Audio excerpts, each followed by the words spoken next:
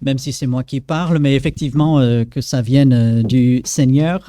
Alors, bonjour à ceux que je n'ai pas pu saluer au début.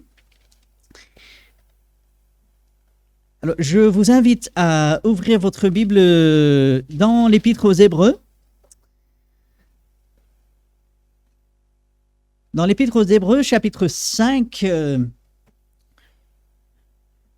je disais à quelqu'un, je crois que c'était cette semaine, mais qu'est-ce qui m'a pris de commencer une série dans l'Épître aux Hébreux? Parce qu'il y a de bons versets, honnêtement, comme on a vu la semaine dernière, cette possibilité de s'approcher de Dieu, cet accès au trône de la grâce. On va arriver dans quelque temps au chapitre 11 où nous voyons par la foi toutes ces personnes qui ont accompli de grandes choses. Chapitre 12, le chef est celui qui mène notre foi jusqu'au bout, Jésus-Christ. Il y a de beaux versets, de beaux passages. Et puis, il y a des passages comme celui auquel on va s'intéresser ce matin. Par contre, je veux, en disant cela, diriger notre attention vers la fin de ce passage que nous allons voir, parce que l'auteur, même s'il commence avec des choses difficiles, peut-être un peu complexes, même un peu dures, il va terminer dans le chapitre 6, la suite de ce que nous allons voir ce matin, sur une note extrêmement positive. Donc ça, retenez bien.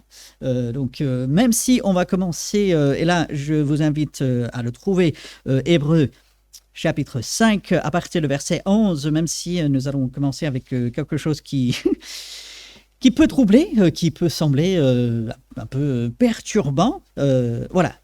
Ça va s'améliorer. Ne vous inquiétez pas. Attendez la fin parce que, comme on dit, on garde le meilleur pour la fin. Alors, si vous êtes avec moi, Hébreux, chapitre 5, à partir du verset 11, nous avons beaucoup à dire là-dessus et des choses difficiles à expliquer. J'arrête la lecture là. Alors, sur quoi ? Beaucoup de choses à dire, on peut comprendre avec ce que l'auteur a déjà écrit, ce qu'il va écrire. Nous avons beaucoup à dire là-dessus. Sur quoi ? Le début du chapitre 5, son explication par rapport à la supériorité de Jésus-Christ et puis son identification à cette sacerdoce de Melchizedek. Donc l'œuvre du Seigneur, le fait qu'il est pour nous, qu'il intercède pour nous, qu'il est supérieur vraiment à tout. Et dans ce verset 11, l'auteur reconnaît que cette idée de l'ordre de Melchizedek, ce personnage un peu mystérieux de l'Ancien Testament qui sort un peu de nulle part à l'époque d'Abraham, on ne sait pas trop sur lui, il pourrait dire beaucoup de choses et des choses difficiles à expliquer. Et on va dire, il y en a de quoi. On ne connaît pas quels sont les parents de Melchizedek, on ne sait pas, un peu d'où il sort. Mais vous vous rendez compte que je me suis arrêté au milieu du verset. Parce que l'auteur va dire, concernant le ministère de Jésus-Christ, le parallèle avec l'ordre de Melchizedek et tout, il y a beaucoup de choses à dire, difficiles à expliquer, parce que quelle est la difficulté ? Si nous lisons le verset, lisons-le, parce que vous êtes devenus lents à comprendre, littéralement paresseux. Oh, aïe, aïe, aïe, aïe. Vous êtes devenus paresseux. Moi, je lis ça et je dis, oh, mais moi, je ne suis pas paresseux, moi. Non, mais quand même. C'est vrai, c'est la parole de Dieu, je dois l'accepter, mais quand même, peut-être les chrétiens juifs, d'arrière-plan juif, peut-être ils étaient paresseux, peut-être eux, ils étaient lents à comprendre et tout, mais quand même, moi, quand même, je ne suis pas paresseux. Et pourtant, en lisant ce verset, j'ai dû reconnaître deux choses principales. La première, c'est que l'auteur écrit dans un contexte particulier à des gens particuliers qui traitent de paresseux. Et puis, j'ai dû reconnaître, soyons honnêtes, entre nous, je vais être honnête avec vous, que parfois, je suis un peu paresseux, je ne fais pas le travail que je devrais faire, même lorsqu'il s'agit de la parole de Dieu. Alors attention, lorsque je dis cela, j'ai un respect énorme pour la parole de Dieu et Dieu m'aide à accomplir le ministère qu'il m'a donné. Mais lorsque nous venons vers la parole, parfois, et ça m'arrive, peut-être ça vous arrive, on la lit juste comme ça. Et il y a des choses qui sont un peu complexes à comprendre et on ne cherche pas plus loin. Le mardi soir, en ce moment, nous sommes dans le livre d'Apocalypse. Et lorsqu'on a commencé cela, j'ai demandé quel est un peu le mot qui vient à l'esprit quand on dit le livre de l'Apocalypse. Et un des mots, c'est compliqué. Ah, c'est compliqué. Et certains disent, ah, c'est tellement compliqué, je préfère même pas le lire, je préfère même pas m'y intéresser parce que c'est tellement compliqué, je n'y comprendrai rien de toutes les façons. C'est faux. Il y a des choses complexes, absolument. Mais parfois, des choses sont complexes, non pas parce que c'est impossible de comprendre, mais parce que parfois, pas toujours, mais parfois, je ne suis pas prêt à y consacrer l'effort qu'il faut. Et l'auteur ici va, je dirais presque s'en prendre à ses lecteurs. Alors, suivez son raisonnement. Il dit, vous êtes devenus lents à comprendre. Il les traite de paresseux. Donc, c'est quand même assez incroyable. On comprend pourquoi peut-être si Paul est l'auteur de cet épître, il ne voulait pas que son nom soit associé, même si Paul n'avait pas peur voilà, de ce que les gens diraient et tout. Mais bon, c'est un argument que certains pourraient dire. Alors, je reviens au verset 12. Vous, en effet, qui, depuis longtemps, devrez être des maîtres, vous avez encore besoin qu'on vous enseigne les principes élémentaires des oracles de Dieu. Vous en êtes venus à avoir besoin de lait et non d'une nourriture solide.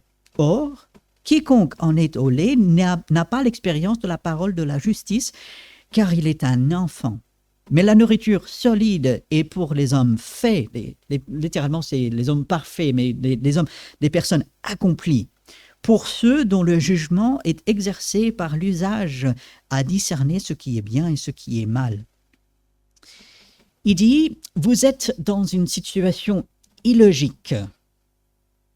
Vous êtes dans une situation qui n'est pas normale. Vous connaissez le Seigneur, vous êtes sauvés, il est convaincu que ces personnes sont des enfants de Dieu et il dit, depuis déjà un certain temps, vous êtes enseignés, on vous accompagne et il dit, ben, vous êtes encore avec des choses élémentaires, les choses de base. Et nous savons qu'un petit enfant ne peut pas manger de la nourriture solide. Pourquoi est-ce qu'on fait soit des potages, on a des choses spéciales pour les nouveau-nés, pour les bébés. On ne va pas donner un steak, on ne va pas donner du saumon à un petit enfant. Non, c'est pas possible. Il ne peut pas.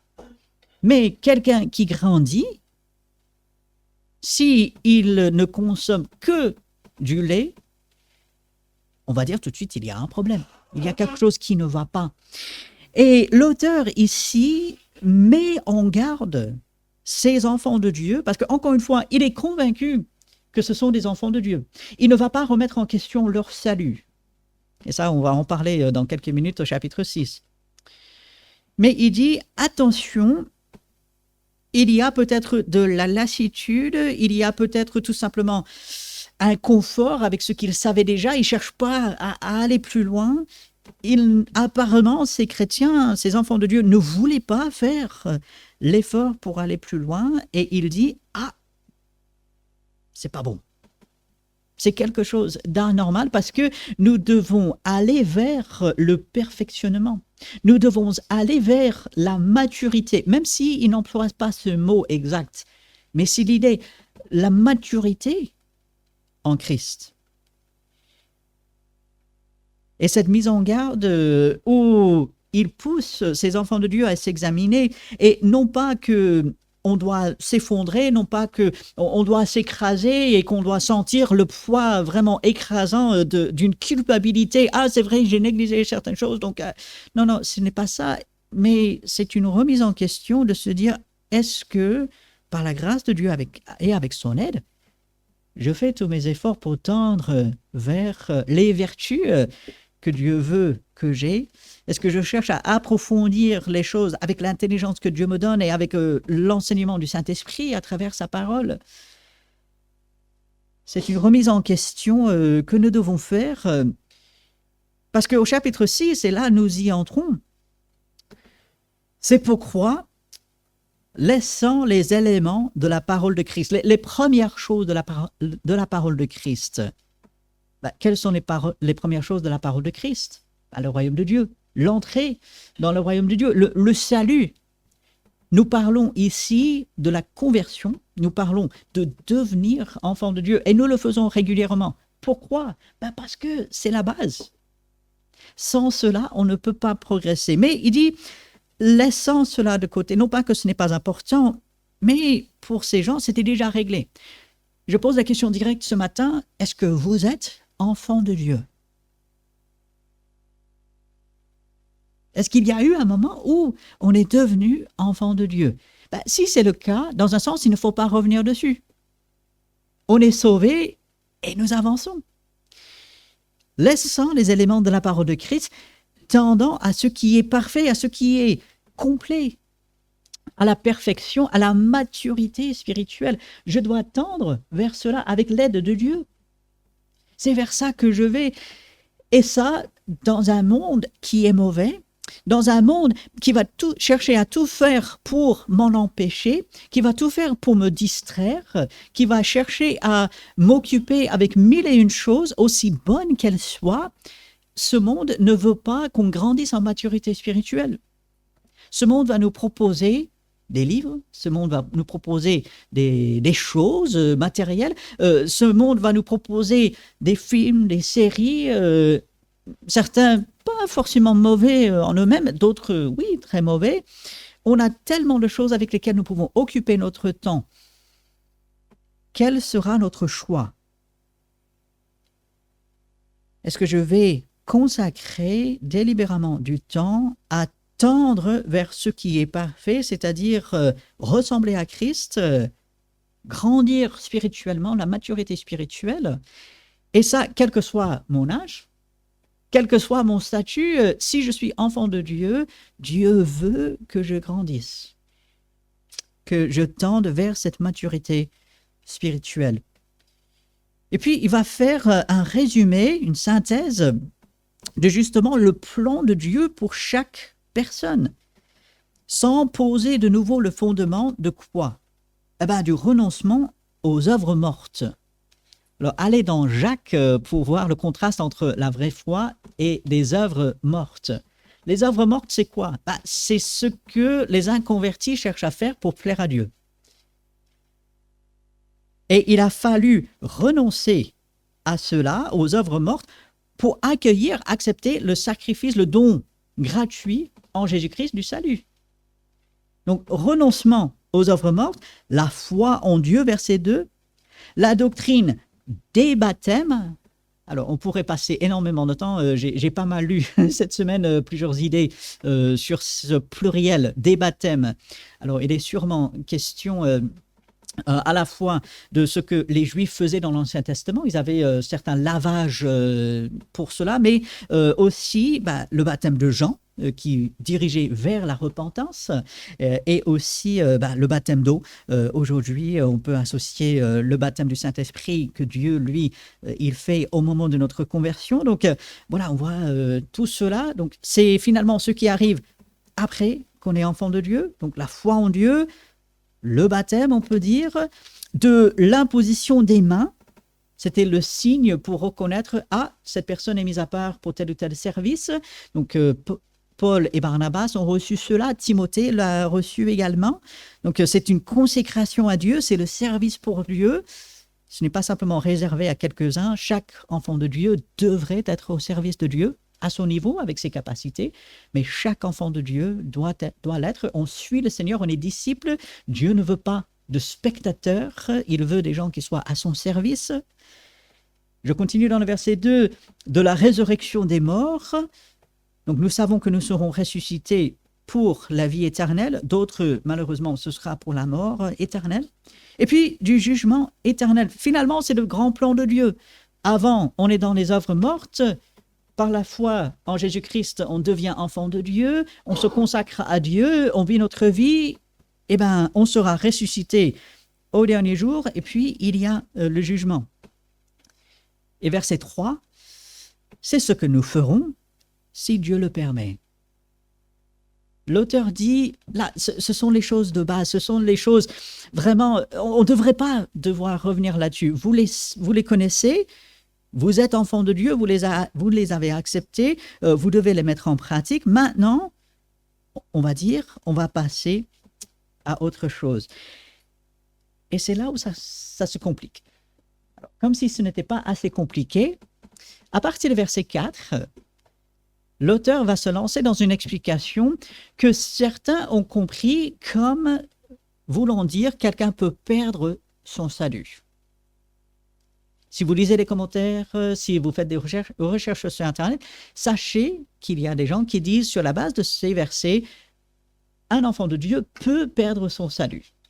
Alors que ce n'est pas vrai. Et verset 9 nous le montre.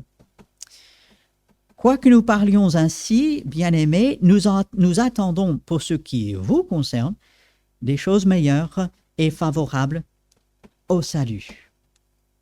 Et au verset 12, en sorte que vous ne vous relâchiez point et que vous imitiez ceux qui, par la foi et la persévérance, héritent des promesses. Il sera question du salut éternel. Jésus va parler de la vie éternelle qui est donnée en Jésus-Christ. Alors, je veux être très, très clair.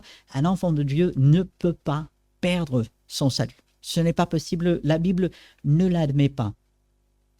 Alors, de quoi est-il question dans ces versets? Alors, lisons-les, parce qu'on peut lire beaucoup de choses concernant ces versets, mais lisons ces versets, Hébreux chapitre 6, verset 4 jusqu'au verset 8. Car, donc sur la base de ce qui a été dit, il est impossible que ceux qui ont été une fois éclairés, qui ont goûté le don céleste, qui ont eu part au Saint-Esprit, qui ont goûté la bonne parole de Dieu et les puissances du siècle à venir, et qui sont tombés, littéralement revenus en arrière, soient encore renouvelés et emmenés à la repentance, puisqu'ils crucifient pour leur part le Fils de Dieu et l'exposent à l'ignominie. Lorsqu'une terre abreuvée par la pluie qui tombe souvent sur elle produit une herbe utile à ceux pour qui elle est cultivée, elle participe à la bénédiction de Dieu. Mais si elle produit des épines et des chardons, elle est réprouvée et près d'être maudite, et on finit par y mettre le feu. Encore une fois, on pourrait passer énormément de temps sur ces versets. Et je vous encourage, si vous voulez plus d'explications, on peut consacrer un moment par la suite. Mais ce qu'il faut retenir dans ces versets, c'est que cette première partie, au verset 4 et 5, lorsque on parle de ces personnes qui ont été éclairées, qui ont goûté le don céleste, qui ont eu part au Saint-Esprit, finalement, ce sont des personnes qui se sont tout simplement approchées du salut. Ils ont eu une expérience, et on le voit, ils ont eu une expérience, ils ont été éclairés. Bon, peut-être par Dieu, ils ont compris certaines choses. Ils ont goûté, mais ils n'ont pas pleinement participé. Ce sont des personnes, je suis totalement convaincu, qui ont été proches du salut, mais qui n'ont jamais accepté Christ comme leur sauveur. Ils ne se sont jamais vraiment à 100% impliqués. Ce ne sont pas des personnes sauvées, même si elles peuvent donner l'apparence pendant un certain temps, même si elles peuvent accomplir certaines bonnes choses, même si elles ont bénéficié finalement de la grâce de Dieu. Mais ces personnes n'ont jamais été sauvées. Et nous voyons à la fin de verset 6, bien sûr, qu'il est impossible que ces personnes soient renouvelées. Pourquoi? Parce qu'elles n'avaient jamais été régénérées, elles n'avaient jamais appartenu à Jésus-Christ. Et vouloir le faire serait presque comme une deuxième conversion, ce qui n'est pas possible. L'auteur dit c'est incohérent, c'est pas possible. D'ailleurs, c'est totalement impossible. On renverse totalement l'œuvre de Jésus-Christ sur la croix. Et il dit, voilà, quelqu'un qui se donne comme enfant de Dieu, qui a peut-être fait une expérience, mais qui ensuite va revenir en arrière, c'est la preuve que cette personne n'est pas sauvée. Et il faut faire attention, parce qu'on ne veut pas condamner quelqu'un qui est réellement enfant de Dieu. Malheureusement, il y a eu des extrêmes où des personnes réellement sauvées, mais qui ont chuté, des personnes réellement sauvées, mais qui se sont éloignées de Dieu pendant un temps. On les a condamnées comme si ces personnes n'étaient jamais sauvées. Et il faut faire attention à cela. En même temps, parfois, on a eu l'autre extrême où on a donné une fausse assurance à des personnes qui n'étaient pas sauvées parce que leur vie paraissait assez bien. On leur a donné une fausse assurance qu'elles étaient sauvées, enfants de Dieu, alors qu'elles ne l'étaient pas. Et ces versets n'ont pas du tout pour but de nous faire peur, même si ça peut troubler, ça peut pousser à réfléchir, mais le but de ces versets n'est pas du tout de faire peur. Le but de ces versets, c'est de pousser à l'examen de soi, et puis d'arriver au verset 9 à la conclusion, on attend de meilleures choses. Regardez verset 9. « Quoique nous parlions ainsi, bien-aimés », donc l'auteur dit, j'étais obligé de parler de ces choses, c'est important. Le salut, la conversion, appartenir à Jésus-Christ est la chose la plus importante. Entrer dans le royaume de Dieu. Non pas devenir chrétien, mais devenir enfant de Dieu. Devenir disciple. Retenez bien ce mot. On va beaucoup en entendre parler. Devenir disciple, c'est quelque chose de tellement important. Et cela va au-delà, dans un sens, de notre vie de tous les jours. Qu'est-ce qui nous distingue en tant qu'enfants de Dieu? Ce n'est pas notre héritage. Ici, c'était des Juifs avec tout ce que cela impliquait, qui étaient venus à Jésus-Christ, mais le fait qu'ils soient Juifs, héritant de toutes les promesses de Dieu, dans un sens, et alors, qu'est-ce qui est le plus important? Ce ne sont pas qui sont mes parents, ce n'est pas quel est mon travail, ce n'est pas d'où je viens, ce n'est pas dans un sens d'où je vais dans ce monde. C'est qu'est-ce que je fais de Jésus-Christ? Est-ce que je suis sauvé? Est-ce que je suis devenu enfant de Dieu? Et c'est quelque chose de tellement important que l'auteur ici ne voulait pas que ces enfants de Dieu se fassent de fausses illusions.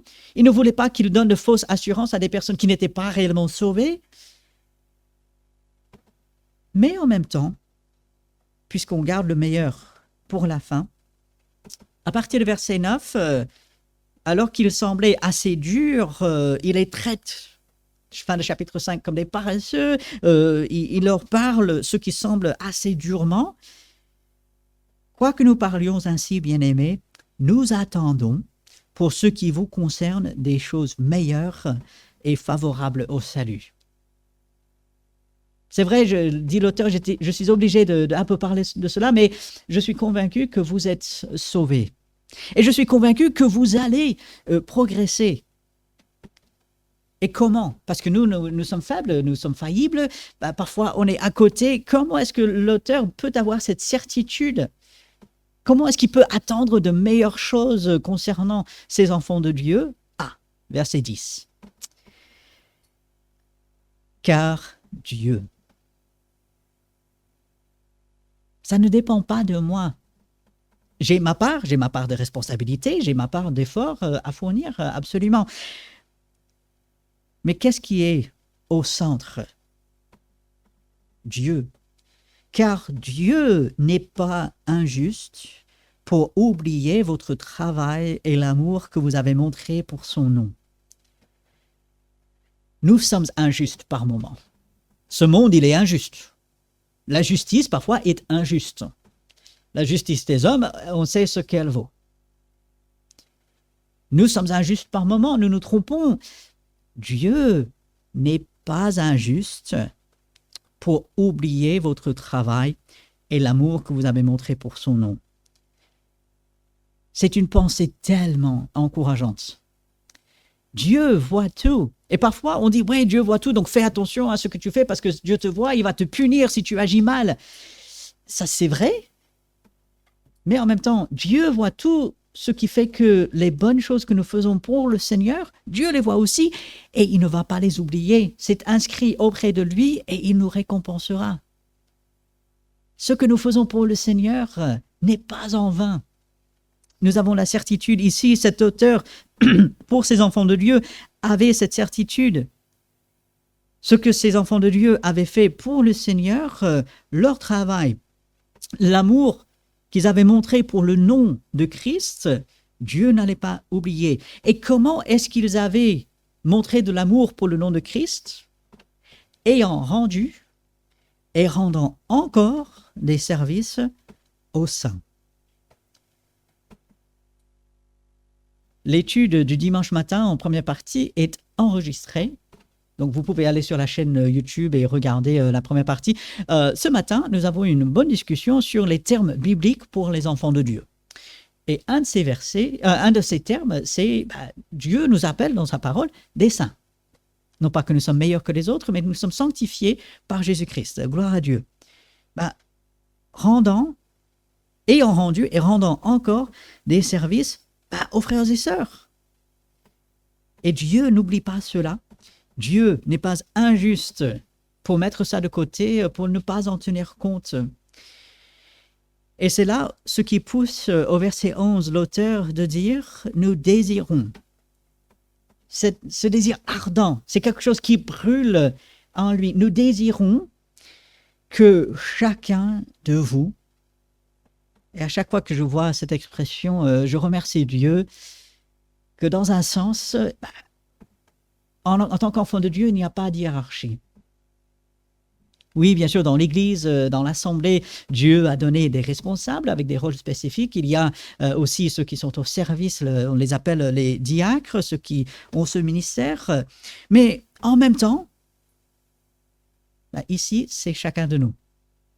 Moi, en tant que responsable, le pasteur, mais chaque enfant de Dieu, il n'y a pas d'exception. Je ne peux pas dire, personne, aucun enfant de Dieu ne peut dire « ceci ne s'applique pas à moi ».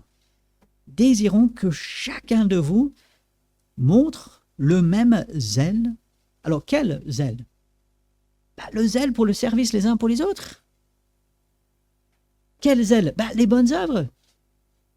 Ce qui va dire plus loin, au chapitre 10, alors qu'on voit le jour s'approcher, le jour finalement du retour du Seigneur Jésus-Christ, de s'exhorter à l'amour et aux bonnes œuvres, de se rassembler, de se faire du bien, de prier les uns pour les autres, d'être au service des uns pour les autres.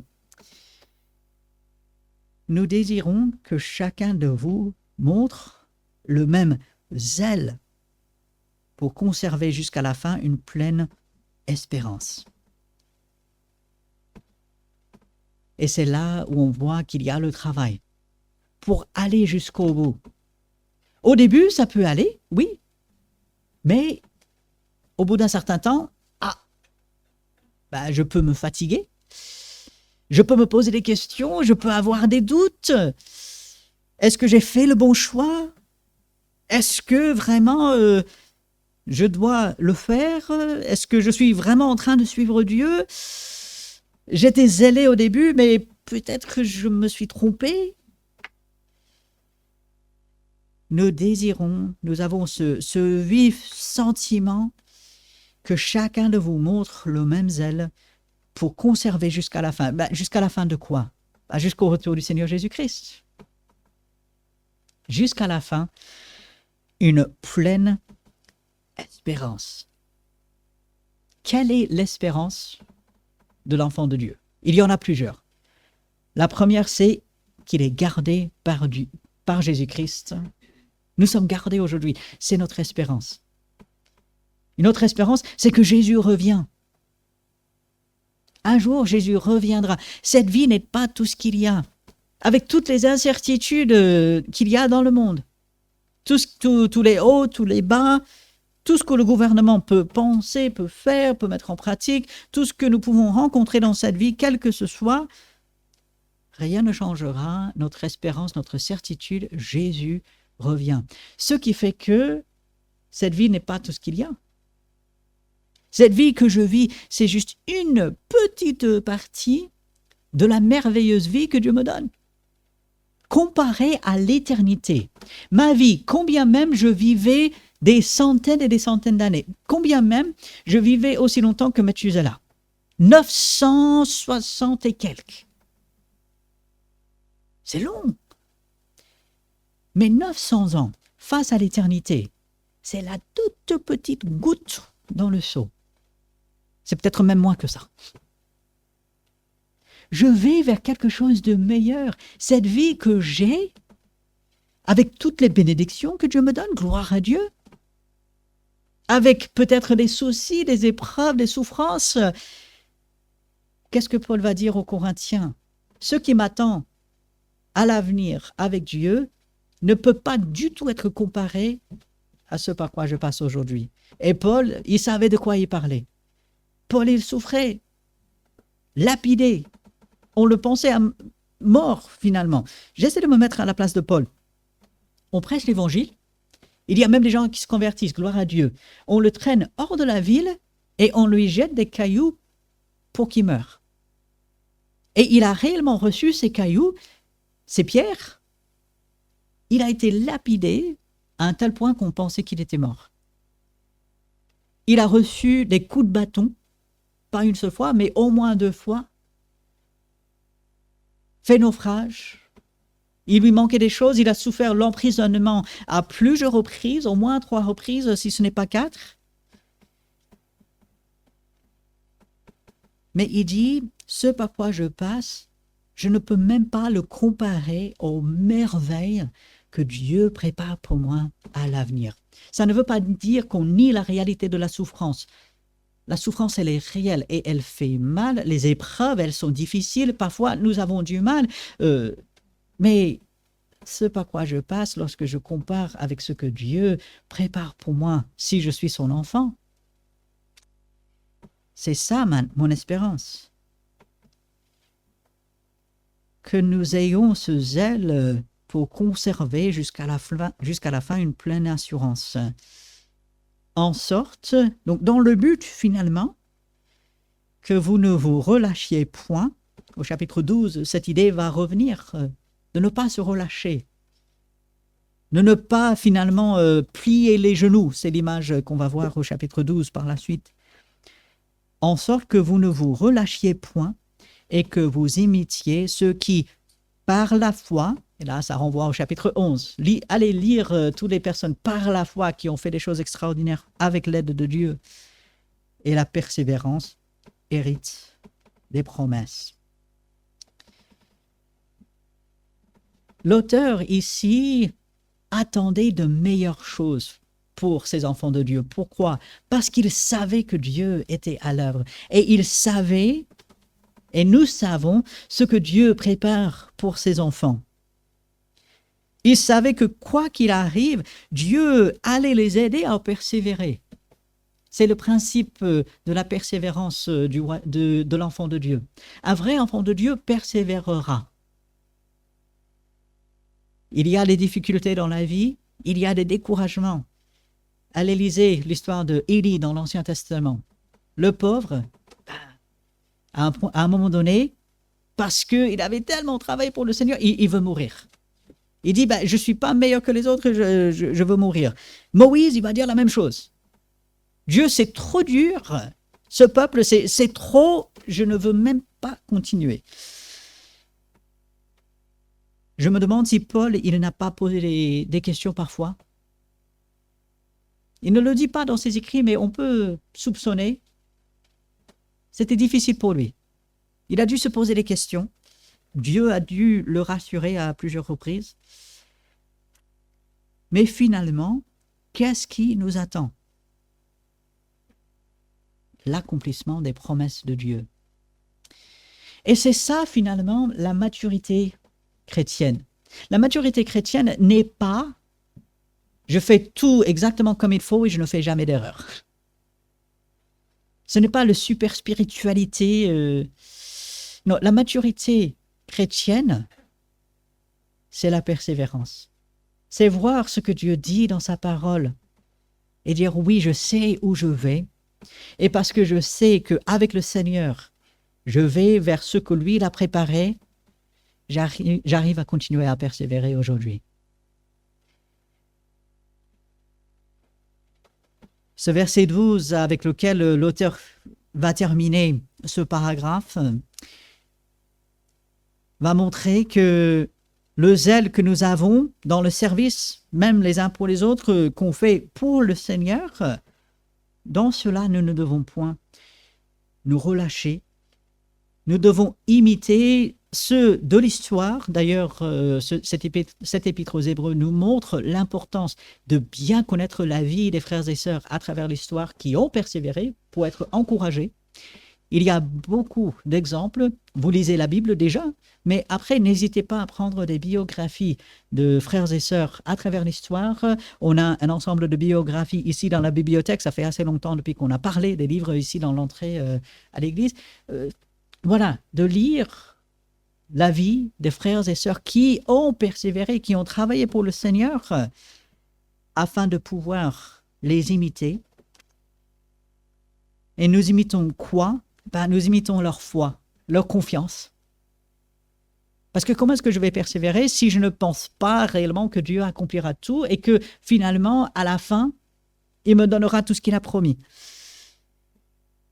La foi, non pas la foi pour le salut, ça c'est déjà réglé, mais la foi, la confiance dans les promesses de Dieu et puis la persévérance, aller jusqu'au bout. Et bien sûr, pour héritier des promesses. Dieu nous fait des promesses pour l'avenir. Oui, comme Jésus disait, je vais vous préparer une place.